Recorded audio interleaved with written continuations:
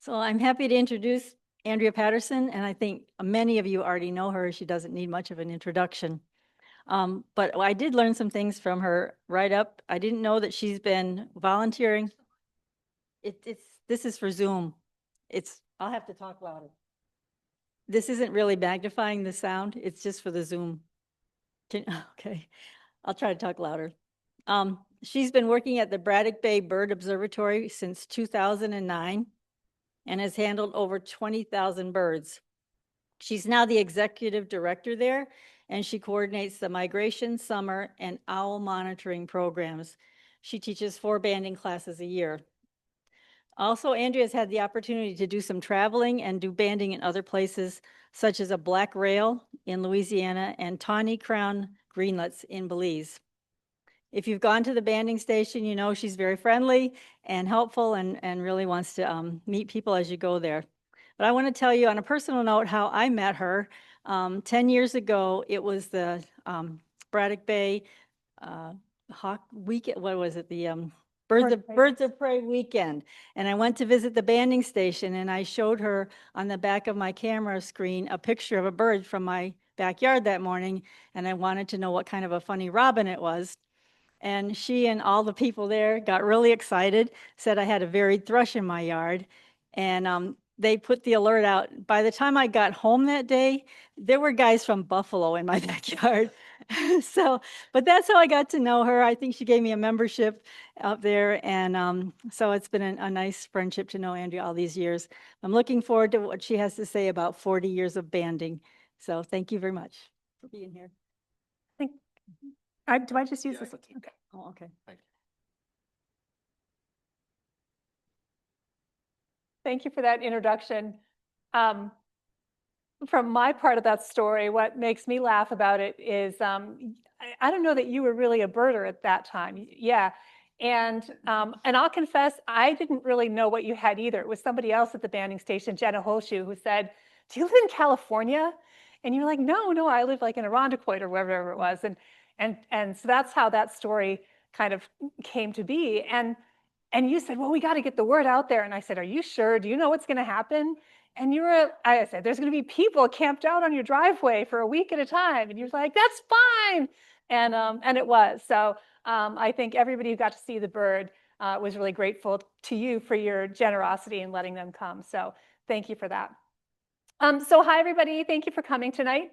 My name is Andrea Patterson, and I am now the executive director of the Braddock Bay Bird Observatory, where we've been catching and banding birds for over 40 years. And tonight, what I hope to do is share just a little bit of what we've learned over that time. And I promise this talk is not going to be super science heavy. That is, it's not going to be charts and graphs and statistics and linear regressions and all of that stuff. Although there might be, yeah, right. There might be a chart or a graph or two. Instead, I'll try to focus on some of the interesting conclusions that have been generated from our research and the work that we do. So for those of you that aren't familiar with the observatory, we sit on the south shore of Lake Ontario, just west of Rochester, kind of on that, well, just across from the Hawk Watch platform and the Braddock Bay Park. The station itself is about 100 meters from the shoreline, and it's surrounded by about 700 acres of protected woodland to the west and the south. So if you've been to the Owl Woods, you've been very close to where the banding station is. This pair of photographs shows the human and animal habitat change on the point from the 1950s on the left to about 4 years ago on the right.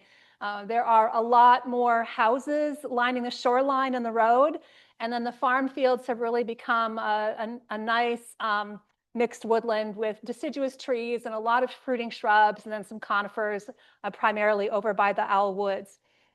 So starting as early as about the 1960s, a couple of folks, Cheetah will correct me if I get the first name wrong, Jerry Lubner, and then Bob McKinney were banding in the hedgerows on that point.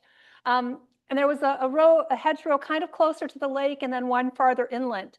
And the row closer to the lake was eventually sort of abandoned because the capture rates weren't as high, and instead most of the banding started being concentrated in the more inland hedgerow in a place they called the Pear Orchard, which is sort of more now the Owl Woods. In about 1984, Clay Taylor, a local raptor bander, set up some nets on the driveway that lead to the banding station, and he was going to catch house sparrows for the raptor banders to use as lure birds for their project.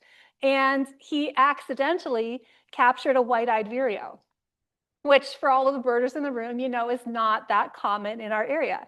And so as birders do, they talk. Clay told Kevin Griffith, and Kevin Griffith told Betsy Brooks, who serendipitously had a son who was a nationally ranked tennis player. And although Betsy Brooks lived in Alfred, they had him going to school up here. I don't know if it was at Allendale or somewhere up here, Pittsford, something like that. And so she would be up here during the week while he was going to high school. So she had all this free time to do while her son was in high school. And so she, the next year in 1985, resumed banding operations at the place where we are now.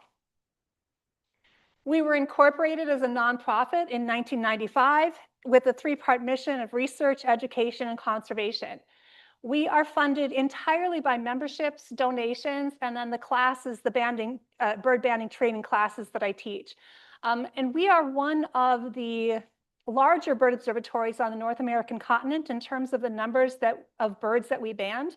And we're unusual in, I think, 4 respects. First of all, we're unusual in that we receive no institutional or governmental support. So no funds from the federal government or the state government or a college or a university or the Cornell Lab of Ornithology. We are entirely funded by individuals who support the work that we do. The second thing is that until this year, we are operated entirely by volunteers. I'm the first sort of full-time paid staff member of Braddock Bay in its 40-year history. But we're still, aside from me, we're still powered by an incredible team of volunteers. We had about 75 people helping us out this year. The third thing that makes us unique is that we are open to the public every day that we're open. And then the fourth thing is that we offer a structured bander training class on an annual basis. I know of only one other place in North America that does that as regularly and as consistently as we do. And we really take that part of our mission very seriously to educate the next generation of field ornithologists. So our primary research mission focuses on stopover ecology, which is trying to learn more about what birds do when they take a pause in their migratory journey, and then using what we learn to help people make smarter and more effective conservation decisions. And then our work can also help us understand other aspects of migration, such as migration timing and migratory connectivity, trying to understand how breeding ranges and wintering ranges are connected, for example. We also participate in a continent-wide MAPS program that stands for Monitoring Avian Productivity and Survivorship. And that program tries to estimate demographic parameters, like, so productivity, how many young are produced in a given year, and then recruitment, how many of those young survive to adulthood, that is, how many are recruited into the adult population, and then survivorship, how many adults survive from year to year. And those 3 parameters can help scientists determine what life stages are the most important in driving population change, right? Are they not laying enough eggs or fledging enough young? Or are the young not surviving to adulthood? Or are the adults not surviving from year to year? So again, that can help you target your conservation efforts so that they do the maximum amount of good. We also collaborate with academic researchers, and we often have up to a dozen projects operating kind of piggybacking on the normal work that we do. And they might focus on things like physiology. Sue Pagano from RIT looks at how native and invasive fruits affect the rate at which primarily thrushes like Swainson's thrushes and hermit thrushes are able to refuel at a stopover site. We've had people look at microbiomes, the gut flora in birds, to see how they change over time or under different conditions. I'm particularly interested in looking at molt. Are birds molting more or fewer feathers, let's say, than they were decades ago? Or are there latitudinal differences in which feathers birds replace? We might have studies looking at behavior. Sarah Morris, formerly of Canisius College and now of the Shoals Shoals Marine Lab, looks at the night flight calling behavior, especially in the warblers.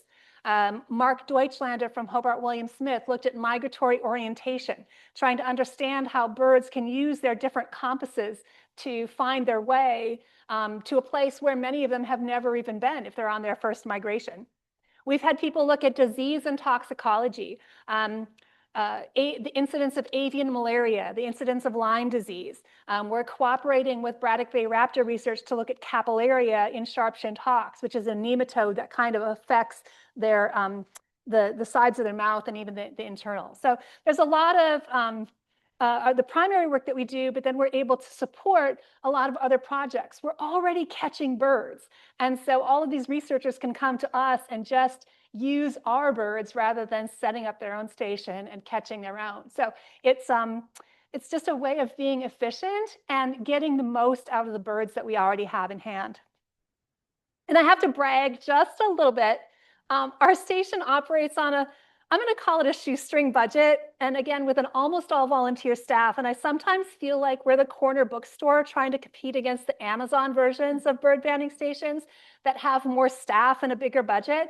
I have a friend whose budget is $1 million. And we're not even, and they have 12 paid staff. I did not include them on this chart.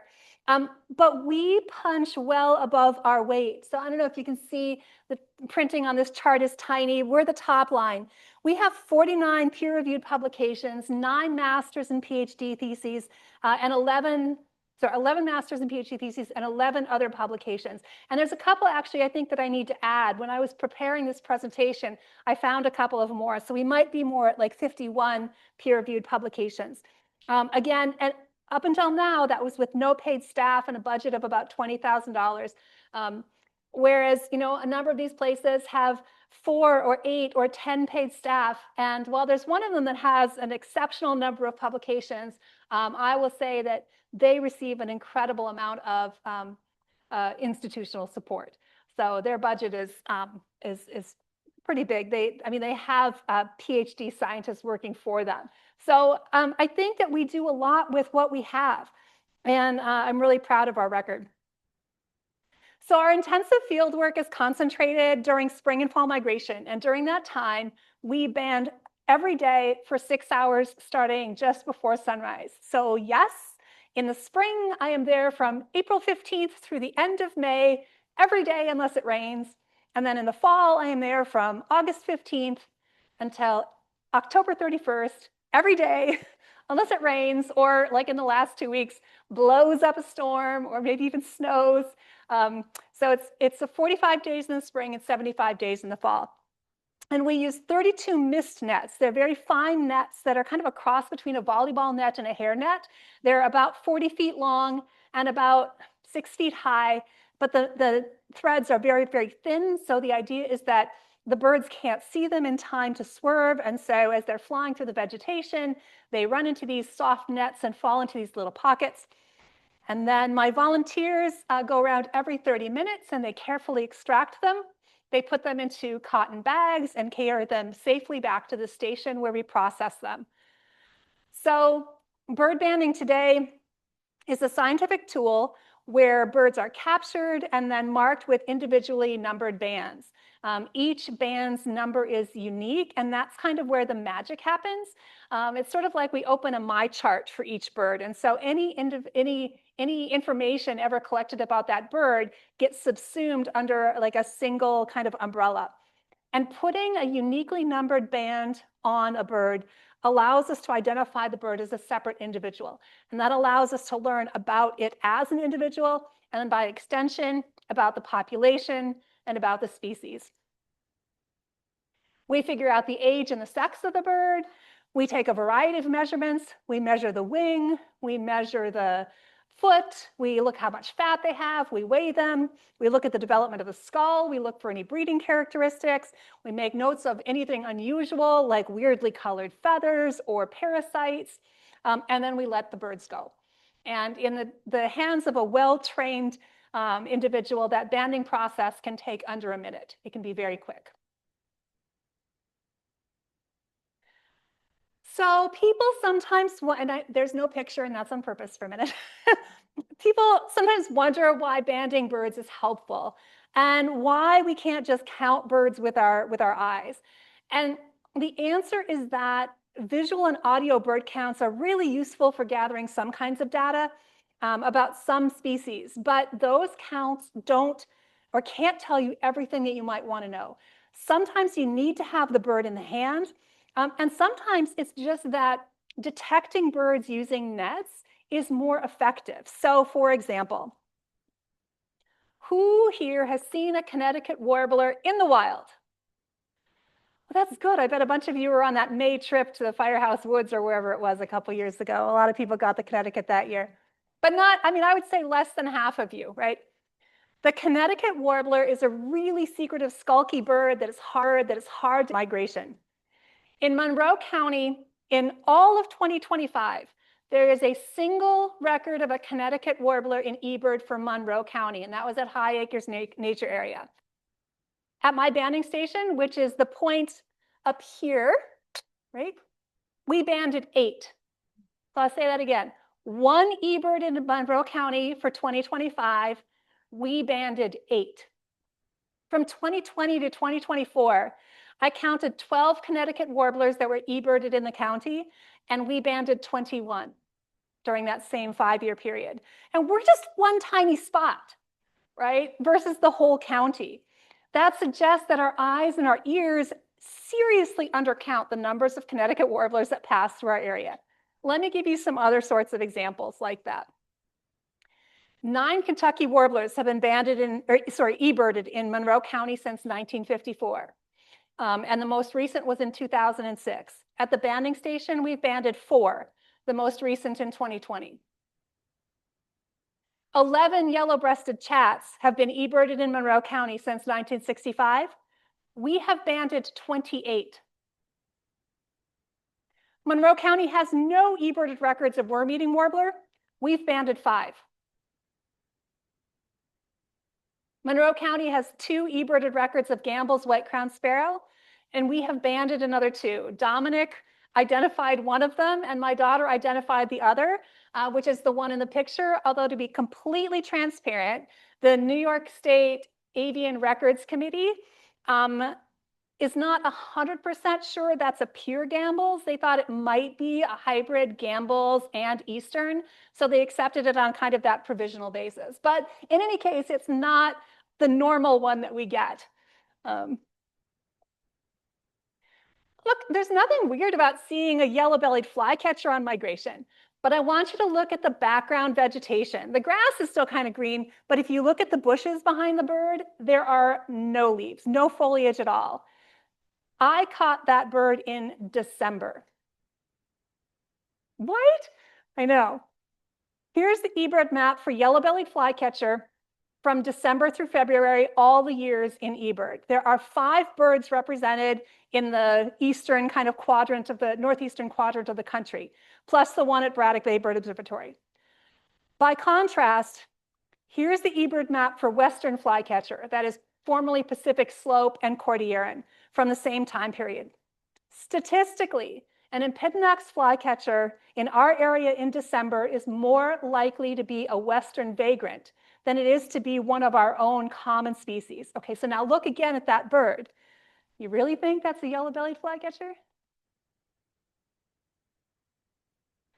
We think so, actually. Nick Kachala, I got the bird, a video of the bird, and it vocalized, and Nick Kachala extracted the audio, and he thinks it more closely matches yellow-bellied flycatcher.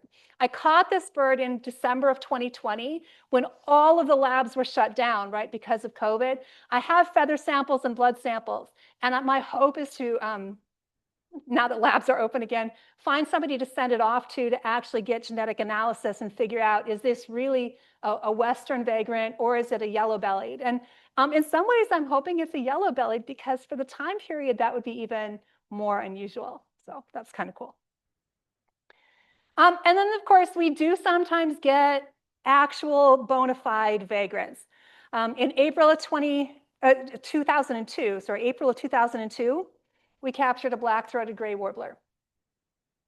According to New York State Records Committee. Ours is the 12th in New York State. And then a year later, June of 2003, we captured a McGillivray's warbler. And according to NYSARC, ours was the second in New York State. Cindy, was that your bird? Did you recognize that one? Good for you. I mean, 9 people out of 10, 99 people out of 100 would have assumed it was a morning warbler, right? It takes a birder to notice that those eye arcs are not a complete eye ring. So good job, Cindy. That was brilliant. Sometimes we actually do get stumped. Anybody know what bird that is?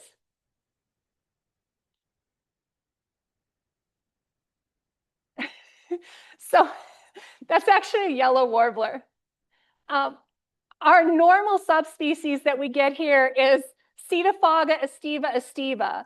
And this is just, it's not our normal subspecies. This is one that comes from probably the western half of the continent, maybe Alaska or the Yukon. The only way I was able to tell that was a yellow warbler was because of the patterning in the tail, right, was the same. It's very distinctive. So that's likely a vagrant from somewhere over in the western half of the continent. Okay, so those are all just kind of, you know, we get these weird out of place, out of time birds, and that's kind of neat. It's not the real reason that we're out there banding all the time, but it is kind of neat. We also sometimes catch other unusual birds. So here's an extra fancy black-throated blue warbler, and I want you to focus on the bird's chest. It's yellow on half and it's white on half, right? This is a gynandromorph. It's genetically male on half and genetically female on the other. The head and the wings and the tail are all solidly male. So somewhere in the early cell development of the bird, you know, it must have split incorrectly. Not as early as it could have, but somewhere a little bit fairly early. And what's shocking is we've actually caught 2 of these in the history of the station, right? We see unusual conditions in birds quite a lot. And just a quick warning that the next slides are a little gross. So this is a gray catbird I caught in September of 2003. And it had a weird kind of crusty ball under its chin. I don't know if you can see that clump of crud. And when examining the bird, what I discovered was that there was actually a hole that went from the inside of the mouth out through the chin. And the bird's tongue was protruding through the hole. And then saliva and spider webs and whatever had all gotten sort of clumped up on there and had hardened into this ball. So the bird's tongue was permanently stuck outside of its mouth. So I spent about 10 minutes with a Q-tip and some water, softening that clump and gently scraping it away so I could remove all that crusty debris. There you can see the very tip of the tongue still protruding through that hole. And then I took a dental pick and I fished the tongue back up into the mouth. We caught the bird a day later. It was doing well. The tongue was still inside the mouth and it looked like that hole was starting to heal. So this is called a sublingual oral fistula. You sometimes see them in gulls. What was interesting to me was that this bird was a normal weight and wasn't emaciated at all. So despite this handicap, it was able to effectively forage. So fingers crossed, though, it's doing even better now that it's got its tongue in its normal place. So, I mean, in some cases, so different things. Injuries, genetic, congenital. In a lot of the gulls, I think they speculate that it might have started with a fish hook. But that's probably not the case in this bird. What started it here? Who knows? This is a picture of a Swainson's thrush we caught this spring, and I want you to focus on the lower eyelid where that arrow is pointing. It looks kind of swollen or enlarged. It's like this weird kind of squashy brown bit. And the thing on the right is actually a video. I'm gonna play it and show you kind of what it looks like when the bird blinked. Okay. So when you first caught the bird, I couldn't tell if that was some sort of conjunctivitis or if, and this is what I suspected, it was a leech. Luckily, we caught the bird again on a day when we happened to have a wildlife veterinarian on site. And I said, Kurt, please look at this weird bird. And he took it over to the magnifying glass and he got all excited. And he's like, yeah, that's an intraocular leech. And I have a video of him removing it, which I did not include because it's really creepy. So yeah, an intraocular leech. They aren't necessarily uncommon in waterfowl, but the first documented intraocular leech in a songbird in a passerine was in 2013. It was a common redstart in Greece. This is only the second case that I'm aware of a leech in a songbird, and it raises all sorts of interesting questions, not least of which is, where did it pick it up, right? Where did this leech come from? And I tried to do a little bit of research. I didn't get very far, but preliminary research suggests the most likely candidate is it's a leech from Peru, from the wintering grounds. We saved the leech. We've got it preserved. Morphological characteristics were not enough for us to identify it, so I'm hopeful again that we can get some genetic analysis and figure out what kind of leech it actually is, and that might help us pin down where it came from. So this is a great crested flycatcher I caught in July of 2016. I didn't really know what to make of those weird lobes on either side of its chin. They were a little soft, they were a little crusty, but they didn't seem to be affecting the bird at all. So I did what banders do when they don't know what they're seeing. I wrote a lot of notes, I took a lot of pictures, I let the bird go, and then I got on the internet and I started emailing everybody. I emailed the bird band listserv, I emailed all my friends, and I said, have you ever seen anything like this? And I heard crickets. Nobody knew what I was talking about. So I thought, okay, well, this is just a weird, inexplicable thing. And then I caught this one a year later. Okay? And now I know it's not just one weird bird. I had uncovered a thing, right? I still didn't know what it was, but I knew it was something. So I reached out to Dr. Sarah Child-Sanford at the Cornell Wildlife Hospital, and she was super interested. She said, if you catch another one, bring it to me, and we'll be able to do like a biopsy and hopefully identify what's causing this kind of ailment. And then COVID happened, and I wasn't able to bring her one until 2021. And I was able to bring her a second one in 2022. The one in 2021, both birds were released alive. I want to start the story by saying that. But that first bird, they put under anesthesia, and they actually did biopsies, and then they kept it in rehab for 3 or 4 days and treated it with ivermectin before they let it go. The second bird, we just met in the parking lot of Lowe's in, I think it was Geneva, and my daughter held the bird, and Dr. Child-Sanford, they squatted down in the shade of the SUV, and they took the biological scrapings that they wanted. And I just kind of stood there trying to block the view. And anybody who was like, do you need help? I'm like, no, nothing to see here. We're fine. So what they were able to determine was that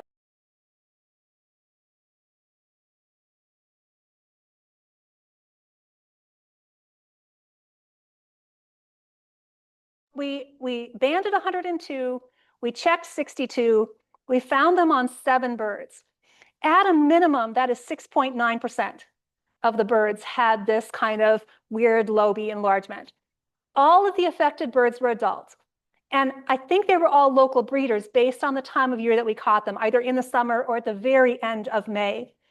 And I just couldn't, like, I have to ask myself, why hadn't anybody else seen them anywhere else? How come almost 7% of my birds were affected and nowhere else on the entire continent?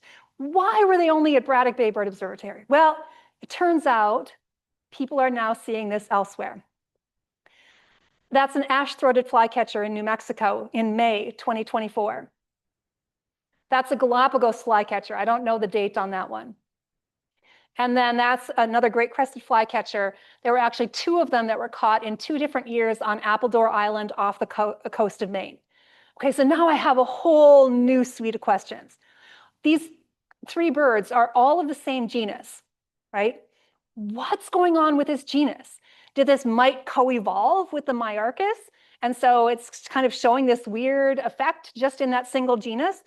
Okay, but that suggests that it's been, if they co-evolved, that suggests it's been going on for a long time. And if that's true, why hasn't anybody seen it until now, right? Like, why no cases before 2016 when I first noticed it at Braddock Bay? Well, that suggests that it's kind of new, right? But if it's new, how is it spreading so quickly between genuses that have little to no range overlap at all, right? What is going on? I don't know. So more research needed. Okay, that's the last of the gross pictures. Let me switch gears just a little bit. You all know Wilson's warbler, an active little bird with his handsome black cap. In September of 2010, we banded 134 new birds. One of them was an adult Wilson's warbler. We took our measurements, we did our thing, we sent him on his way. We never expected to hear from him again. We were wrong. 13 months later, in October of 2011, we got an email from Manuel Gros-Soleil, second from the right, who said he had recaptured our bird at his station near Minatitlan in southern Veracruz, Mexico, the little red star. Straight line distance, that's a trip of 2,000 miles. Of course, Wilson's warblers don't take a straight line. They fly down the west side of the Appalachian Mountains, and then they hug the coast until they get to their wintering grounds in Mexico. And then they can come back the same way in the spring, continuing until they reach their breeding grounds in the boreal forests of Canada. We don't know the exact pathway of the bird that we captured, but here's what we do know. So that tiny bird weighing about 8 grams traveled well over 2,500 miles each way. Since we banded our bird as an adult, that means he hatched and made a journey south, came back north to breed, came south again, that's when we caught him, went back north again, and then came south a third time, which is when Manuel caught him in Mexico. He put more than 12,000 miles on wings shorter than toothpicks. That just blows my mind. So I know that he was in Rochester, and I know that he was in Minatitlan.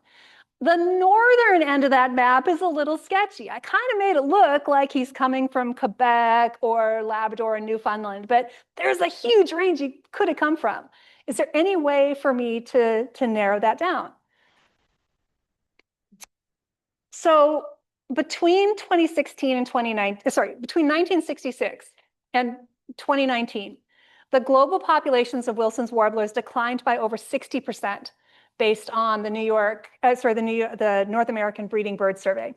But it's declined more steeply in some areas, some parts of its range more than others.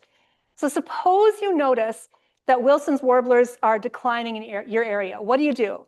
I mean, do you conserve more local habitat?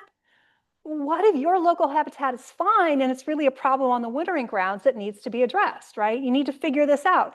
Any effective conservation effort has to understand the source of the decline, and that requires understanding how the breeding populations and the wintering populations are connected. That is, if we want to work on our Wilson's warbler, we need to know if they really come from Labrador, if they come from Maine, or if they come from Quebec, or if they come from northern Alberta, or what. So researchers took blood and feather samples from over 1,600 Wilson's warblers from across the breeding, migratory, and wintering range. And those samples included 19 from Braddock Bay Bird Observatory. You can see the little arrow right here. This is us. And then using genomic sequencing, the researchers were able to classify birds in the breeding range as belonging to one of 6 sort of genetically distinct populations.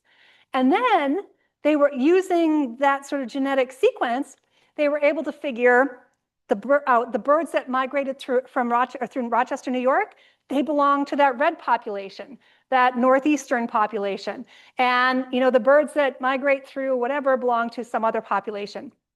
So their studies show that our Wilson's warblers breed in the eastern provinces of Canada, ours are the red ones, and then they winter in like Veracruz and the Yucatan. Need to lift this up some. The western boreal birds, which are the purple ones, they seem to get around quite a lot. Their migration route is fairly wide, and they spread out all through Mexico and then almost all the way to South America.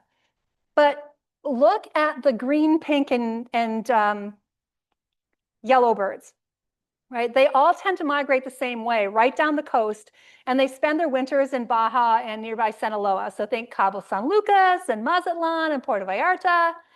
And if I tell you that their populations are declining, you might say, aha, I get it. Their wintering grounds are now golf courses and fancy resorts. And so it's no wonder they're suffering a population loss. And that might be some of the story, but it's not the whole story. Of those 3 populations, it's the Sierra Nevada population, the pink one, that is declining more quickly than the other 2. And since those birds, they summer in different areas, they migrate through the same area, and they winter in the same area.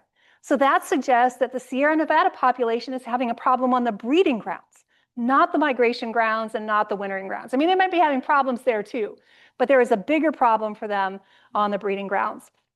So that's the sort of work that's really exciting because it can help people make smart conservation decisions. And I want to point something out. Sometimes people think, the value of bird banding is, why do you do it? Well, you band a bird and then sometimes somebody catches the bird and then you know where it was. And that's great. But of the 4,000 Wilson's warblers that we've banded, only one has ever been recovered, right? And that's a really inefficient way to map these kinds of migrations. Here you've caught 1,600 birds, you've only caught them once, you've taken a blood or a feather sample, and you're able to kind of categorize this map. And so you have a picture of how the breeding ranges and the wintering ranges and the migration ranges are connected. And that's just a really, really useful tool. So this is done by the Bird Genoscape Project out of Colorado. We contribute feathers whenever we can. They're trying to develop maps like this for 100 species in North America that are of the most serious concern. So one question I always get is, have we noticed any changes in bird populations or in migrations over time? And this is actually a really hard question to answer because unless somebody actually sits down and work with the data, all you have are impressions. Oh, I feel like it was slower this year, or I feel like things are getting earlier or whatever. And I'll be honest, we have not really sat down with our data to generate answers to those kinds of questions. But for this talk, I decided I was going to take a look at two species, bay-breasted warblers and ruby-crowned kinglets. Although that's really kind of more of an orange-crowned kinglet. I discovered I don't actually have good pictures of ruby-crowned kinglets that actually have ruby crowns. I only take pictures of the weird ones. So, and I want to emphasize that what I'm going to show you is really not very sophisticated, and there's a lot more hard work that is going to need to be done to generate solid scientific conclusions about this. So sorry for the unpretty, boring charts here for a minute. Let's start by looking at bay-breasted warbler. So bay-breasted warbler is a long-distance migrant. And my sense was that we tended to capture both ends of their migration in both the spring and the fall, which made them a good candidate for analysis. So what I did was, for each year, I calculated the median day of passage. That is the day on which we banded the 50th, like the very middle bird of all this. So we banded 100. I wanted to know when we banded 50 and a half. Well, 49 and a half, whatever. Bird number 50, let's say. And then I graphed it, and then I added the trend line. And in these charts, we've got the capture year on the x-axis, and we've got the Julian day on the y-axis. So what I mean by Julian day is like January 1st is 1, January 31st is 31, February 1st is 32, right? Okay. And so if you look at the spring chart, it looks as though the median passage date got earlier from 1992 to 2025. That's 34 years. And it looks like it got earlier by about 4.5 days. That is moving from May 23rd to May 18th. And that's kind of a big jump, but that's not out of line with the estimates generated by other banding stations. If you look at the fall chart, it looks as though the median passage date also got earlier, but it's by a whopping 14 days, from September 20th to September 6th, over 30 years. And I looked at that and I'm like, something's gone wrong. Have they really shifted their peak migration by 2 weeks in 30 years? That would be astonishing. I don't know. What I think this points to is that in the last decade or so at Braddock Bay Bird Observatory, we have started our fall season consistently on August 15th. And I suspect that before that, that wasn't necessarily the case. I don't know, off the top of my head, I can look, I would have to do some data work to figure out when seasons actually started and when they ended. So I suspect that for many years, we didn't necessarily have a consistent, regular, everyday effort starting August 15th. And so my conclusion is that anybody who wants to do this kind of analysis of their data really needs to have a good understanding of when and how it was collected. And that's something I still need to figure out for the years before I really got there. So more research needed, right? But let's look at the ruby crown kinglet. That's a short distance migrant, and I again felt pretty confident that we captured most of the migration. So I used the same procedure, and here's the spring results. The trend line makes it look like the median date of passage got earlier by about 8 days, which is kind of a lot, from May 7th to April 29th. But then I remembered that in my early years, Betsy used to start on the third Saturday of April. And so the start date bounced around as early as April 15th to as late as April 22nd. And now we start really consistently on April 15th. So I started to wonder if in some of the early years we missed a good chunk of birds in April. So for funsies, I just calculated the most recent 20 years. And here's what happened. The median passage date got later by about a day. So again, I think what this really shows that there's a lot of behind the scenes data work that needs to be done in order to generate conclusions that are scientifically rigorous. To complete the picture, let's look at the fall table.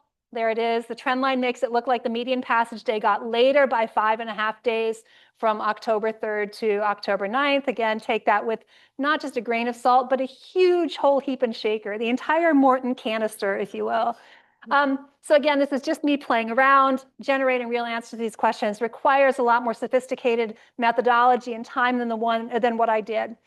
Luckily, other people are doing that, not specifically for Braddock Bay, but for the entire continent. So Kristen Cavino and her co-authors looked at almost, 150,000 records from across the continent for black-throated blue warbler during spring and fall migration in North America from 1996 to 2015 to look at differences in migration timing by age and sex, but also to see if migration timing had changed. And our data was included in their study. So they had 3 ways to measure migration timing. They looked at the early date, the peak date, and the late date. So if you imagine that you get 100 birds, the early date was when 5% of the birds had crossed, so the first 5. Okay. The peak is going to be when 50% of the birds have crossed, and then the late date is going to be 95% of the birds have crossed. Okay. So they looked to see if those 3 dates had changed over time. And again, some boring charts, but here's what they found. In the spring, the early date got significantly earlier by about 1.1 days per decade. That is about 5.5 days over 50 years. The peak date got slightly earlier by about half a day a decade, and the late date didn't change at all. In other words, it started earlier, but ended about the same time. Okay?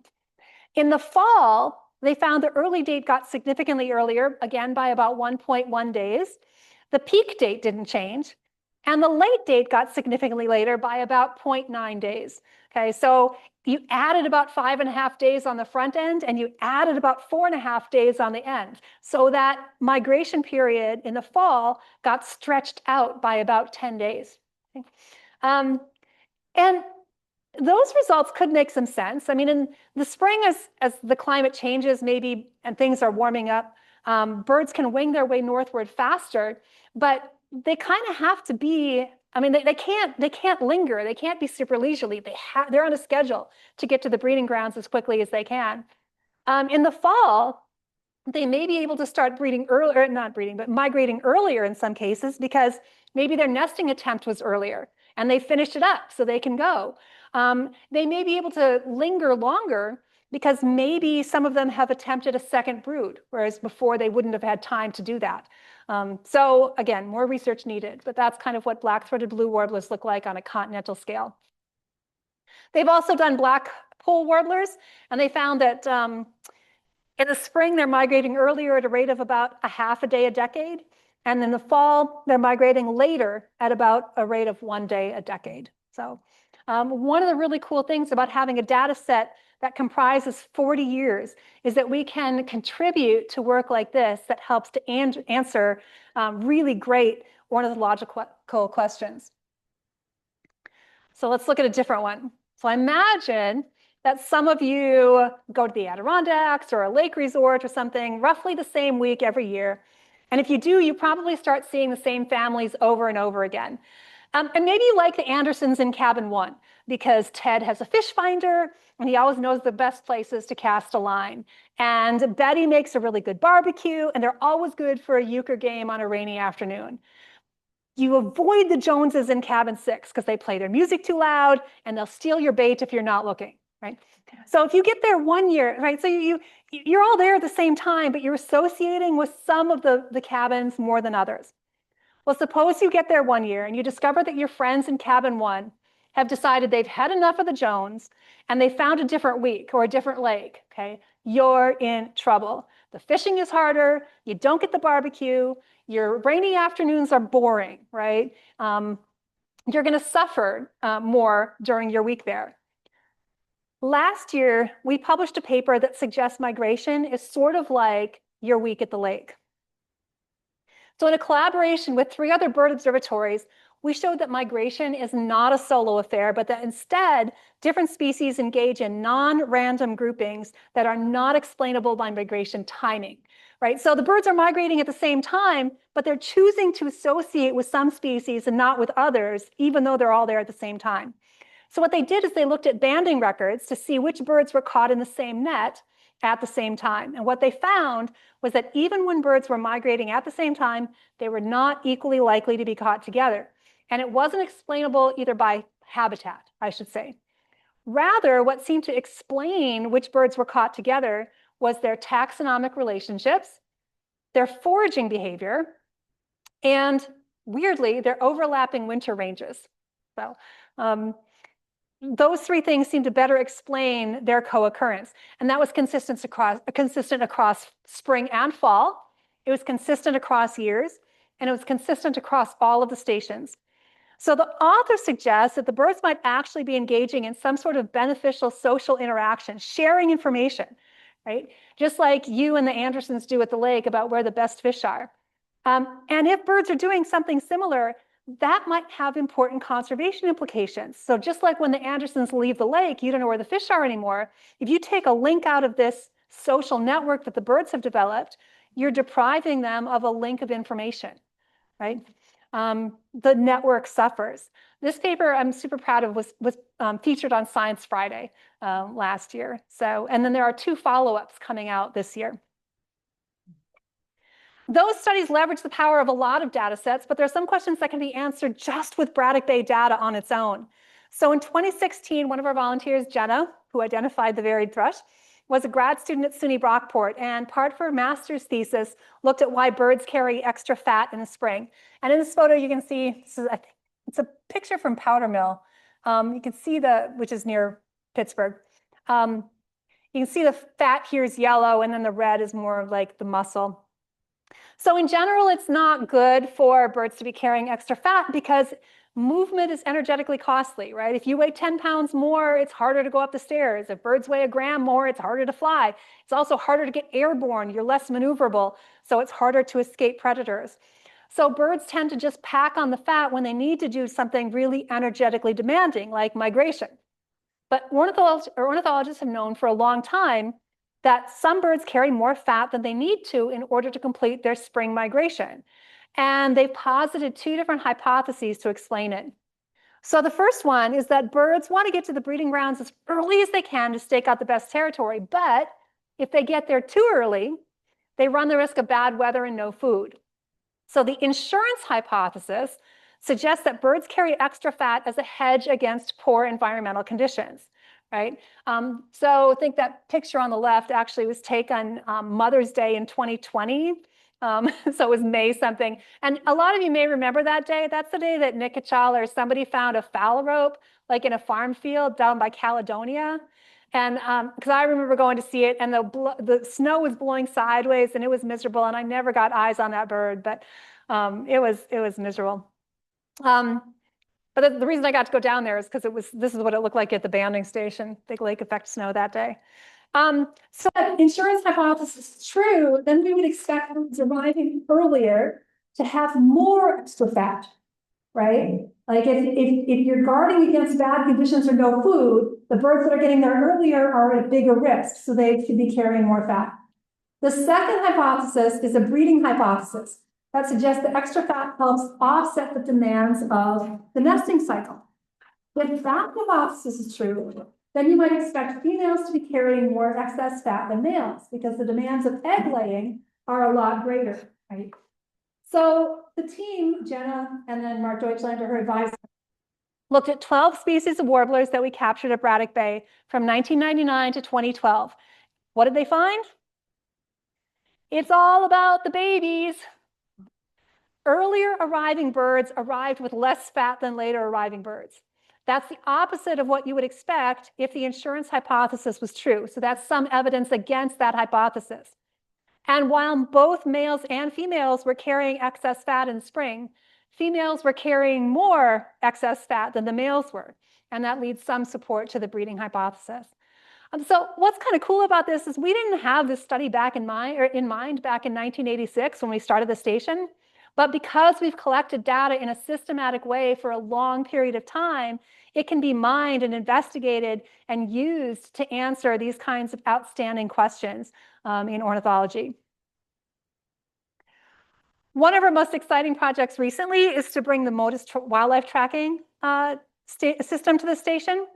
So the idea here is that researchers attach tiny radio transmitters to migratory birds and bats. You can see one in the photo there. They make them small enough now even for dragonflies and monarch butterflies. And you can, they broadcast now on some of them on Bluetooth, so you can actually track them with your phone. Your phone becomes a radio receiver. It's amazing. So the transmitters emit a digital pulse.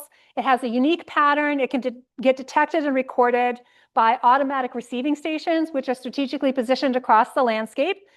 This is our tower on the top of the Seneca Meadows landfill. We also have one at the banding station.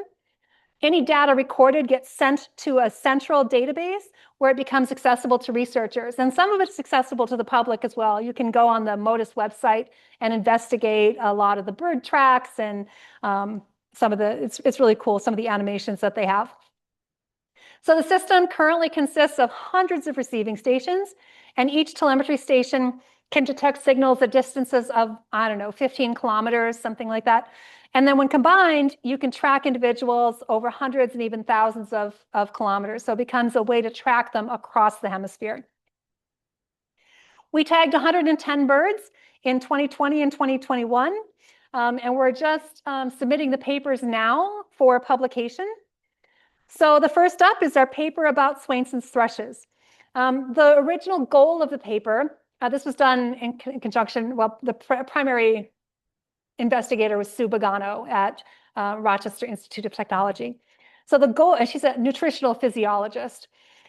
So the goal was to look at migration stopover duration, how long birds are staying, and then their departure decisions, what impels them to leave, and then assess the extent to which internal physiological conditions like lipid levels, how much fat is in the blood, other nutrients, antioxidants, that sort of thing, leukocyte profiles, so white blood cells and how that is a measure of stress in the bird, for example, played a role in those stopover decisions. And I'm not going to say much about those results because the paper's been submitted for publication, but it hasn't been published yet.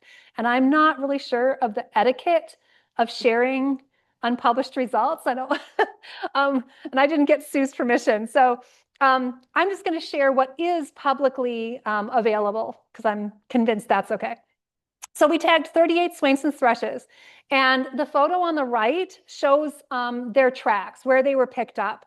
I assumed that our thrushes would do what the Wilson's warbler does, take sort of a route along the western coast of the west side of the Appalachians, and then go around the coast, around the Gulf of Mexico, down through Texas, and then Mexico to get to their wintering grounds in South America. That is not what happened at all. Some of them did start out down the western side of the Appalachians, but then a lot of them crossed over to the east side, going through the gaps maybe in Virginia and elsewhere, ending up in Georgia and Florida before, I think, probably island hopping over to Mexico. So maybe bouncing off of Cuba, that sort of thing. They were not picked up at any stations in Louisiana, no stations in Alabama, no stations in Texas, no stations in Mexico. They were picked up in Guatemala and Costa Rica and Colombia. So that's super cool. So the route that they took is just completely not what I thought that they would do. We were also able to document stays at Braddock Bay Bird Observatory of more than 3 weeks for some of these birds, which, if their migration takes them 2 months and they're at Braddock Bay for 3 weeks, that's an incredibly large proportion of that time. And I think that shows what an important stopover site we are for those birds. Look, there's a lot of things that we've done that we haven't talked about. Is it possible to distinguish individual magnolia warblers just by their flight calls? Maybe. Individuals make flight calls that are significantly more similar to their own than they are to other birds. There are individual variations in those night flight calls. Why do some insectivores, like thrushes, switch their diets to fruit in the fall? Not clear. In a long-distance migrant, the Swainson's thrush, the switch to fruit seems to correlate with a better body condition, right? They're healthier, they're more fit, they pack on more fat. But the same doesn't seem to be true for hermit thrushes. More study needed. What are we missing by only using mist nets that go to about 6 feet? Well, in order to find out, we put up a bunch of mist nets that are twice that high, and we kept track of how high all the birds were caught. So what are we missing? 12 whole species, including yellow-billed cuckoos, hairy woodpeckers, prairie warblers. There are some of them that were only caught during the time of the study, that were only caught in the upper nets, and there are some that were significantly more likely to be caught in the aerial nets. Furthermore, proportionally, a larger number of birds were caught at higher elevations in the fall than they were in the spring, which should make sense because a lot of migration in the fall happens while there's still leaves on the trees, right? So it's okay for the birds to be up. But in the spring, if you're migrating in April or early May before leaf out, you may want to be down in the honeysuckle, which comes out early. With 72 or 75, whatever it is, total publication, I have just barely scratched the surface, and we are doing more every day. But I hope that gives you a little taste of what we do. I'd be remiss if I didn't thank the volunteers that make it all possible. I also need to thank the Genesee Land Trust for being an amazing conservation partner with us. They own the land and the building, and they lease it to us for free as long as we take care of it. And then the Department of Environmental Conservation, who also owns some of the land that we banned on. They've been a great conservation partner as well. We are on the web. That QR code, you can take a picture of it, would take you right to our website. You can learn more about our work. You can sign up to get occasional updates about the station. And while I don't want to poach membership from the RBA, I will say we are also in the middle of our membership drive. So you can become a member or support us by adopting a net or adopting a tag or adopting a bird. Thank you for sticking with me, and I'm happy to answer questions you might have.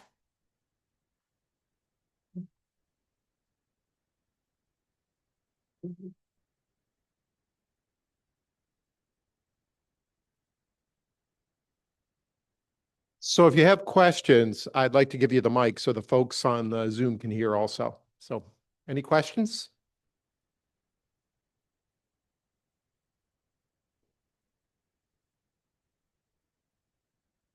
I'm interested in the role of weather patterns in the spring and the fall, and where the birds are caught and whatnot. So the question is, it has to do with the impact of weather patterns in the spring and the fall, and how that affects birds being caught. That is a great question. And similarly to changes in migration timing, that's going to require a ton of analysis that we haven't done. Certainly, weather patterns affect what we catch and when, but I do not have a sense at all of how it all really plays out. So here's what I mean. It's the fall, you've got south winds, east winds, west winds, whatever. It's slow at the banding station. We're not catching a lot of birds. And then we get a northwest wind overnight, and you're like, finally, we're going to get some birds tomorrow. And then the next day is just as slow as the day before, right? My banders know exactly what I'm talking about. They're like, yep, what is going on, right? Like that should have ushered in a huge variety of birds. We look at Birdcast, right? And Birdcast says, oh, there's 14 billion birds in the air tonight, and we catch 8, right? What's in the air doesn't correlate necessarily with what's on the ground. So weather patterns definitely affect how birds move. How it affects what we catch just isn't clear. So like maybe, you get all these south winds, and maybe all of the birds kind of, they're maybe instead of making big migratory jumps up in Canada for a while, they just kind of filter slowly south, and they all puddle up on the north shore of Lake Ontario. And then that northwest wind comes, and they jump the lake, and they're not going to stop an hour later after going 35 miles. They're going to book it all the way to Pennsylvania and jump right over us. So I think it's a huge question, and it would be great to try to figure that out so I could predict what every day is going to be like. But barometric pressure 400 miles off can change how the birds are moving. I think somebody should donate $75,000 to us so we can hire a postdoc, and then we can answer questions like that. I think would be fascinating to know. Yeah.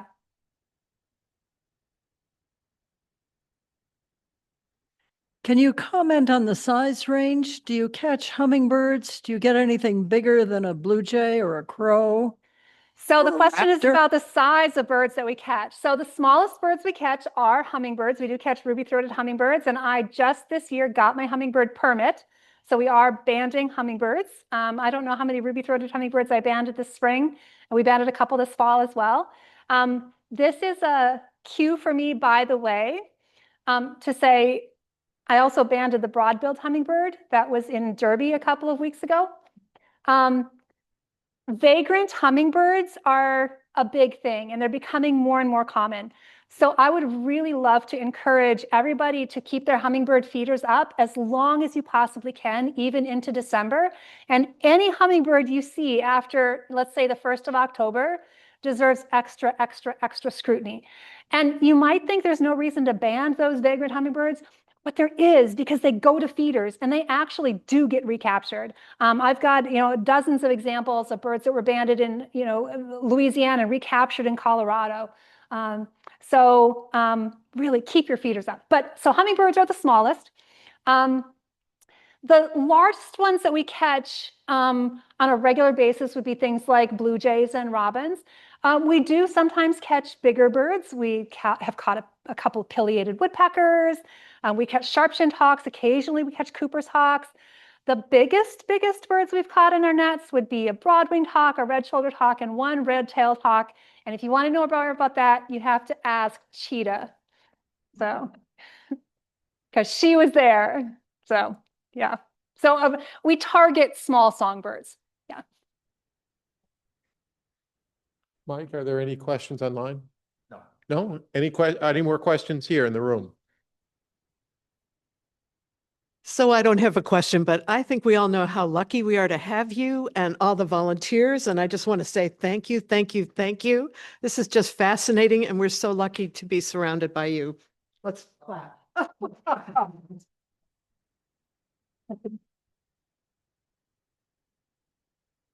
gonna make me cry.